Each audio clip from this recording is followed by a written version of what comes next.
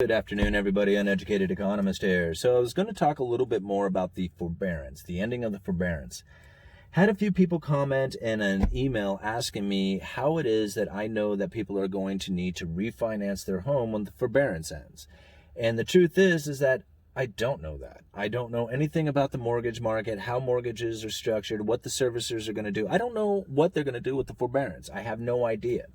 The only thing I know is that I see what people are going through right now. I read articles about how 50% of Americans didn't make a rent or mortgage payment over the course of the last year, at least one missed rent or mortgage payment. And I think, man, that's pretty incredible that close to 50% of Americans did that.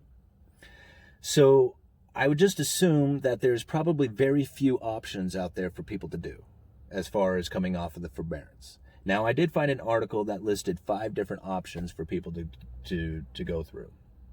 Now, the first 2 options, actually, there's 3 options on there that I just don't think that very many people are going to have as far as the capabilities or the strategy to do it. The number 1 option is to make all your past payments. Just come back up and say, hey man, I had missed 12 payments. I got 12 payments right here to go, and I'm ready to start making my payments again. Everybody will be happy that way, because you think about it, the servicer has been making payments on your behalf this whole time.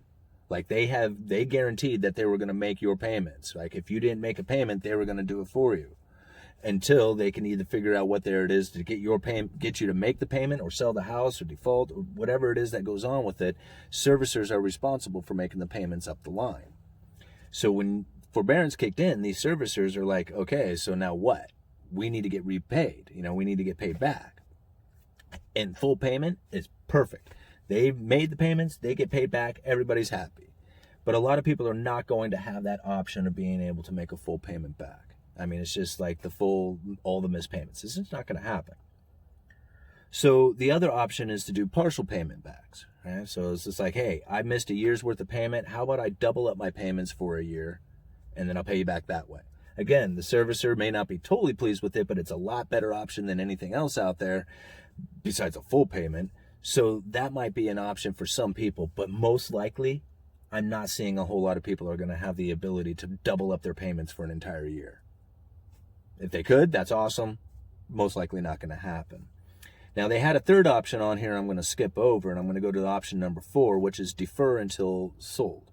So you might be like, hey, I am ready to move out of this house. I really can't afford to make up the back payments. But once I sell this place, I'm going to have the profit that I can. So I'll just, defer them until the house is sold. That might be a pretty good option, a strategic option for some people. But again, I just don't think that a lot of people are going to have the ability to have that sort of strategy in mind when it comes to dealing with the ending of forbearance. So the deferment of payment until the house is sold, again, not very likely. Now, number 5 on the list is loan modification. Now, that one, I think that everybody is going to end up having to do. Take your old loan, all the missed payments, everything you did, and refinance it into a brand new loan. Right? Servicer gets paid back all their money. You might have to end up paying, some fees or whatever, and maybe end up with a little bit higher interest rate, especially, well, probably not right now, because the interest rates are still pretty low on mortgages. So if you did it right now, you might be able to still lock in a fairly decent mortgage rate. However, as time goes on, I have a feeling that the interest rates are going to continue to rise, and people who are on forbearance are probably going to ride that forbearance out until the very end. And so if they do modify their loan, or do a refinancing, is where I'm probably seeing more likely going to happen, the interest rates on what they get and the terms are probably not going to be as good as what they are today. So that's going to be a problem for people as they are looking at every month go by, the payments that they have to make going up ever increasingly more, which is, again, not a good place to be. So number 3, going back through the list, they had full payment, partial payment, they had the defer of until sold, and then the loan modifications, refinancing. The third option, lengthening of the loan. Now, this is the one that I feel that everybody assumes is going to happen. But I have a feeling that lengthening of the loan is not going to be quite as simple as people assume it's going to be. You know, I had 200 payments left over. You know, I mean, since the start of it, I should be down at 100 and, you know, whatever it is, 188 payments, but I'm still at 200. I mean, that's what a lot of people are assuming, that they just basically picked up where they left off and like the last year was just like forgiven. But the servicer has been making that payment the whole time. They want their money. I mean, they need to get paid, right? And are they going to wait another 200 payments in order to get back all the money that they have just, you know, forked out for the last year? I don't think so. See, I'm not sure exactly what lengthening of the loan is going to be or lengthening of the terms, but I know that it's not going to be just as easy as just like, hey, you know what, we'll just forget the last year and you just continue on with your way. I'm assuming that they're going to want those payments. And what they're going to do is take out a loan for it and tick it on to the end of at the end of your mortgage. And who knows what the terms on that's going to be. So anyway, I would love to hear from you guys. I would love to hear from like somebody who's in the business, somebody who is about ready, like maybe somebody who's in like the mortgage service industry, to be able to say, hey, this is what these guys are expecting to get. And we'll kind of relate that to what people are anticipating they're going to be able to do.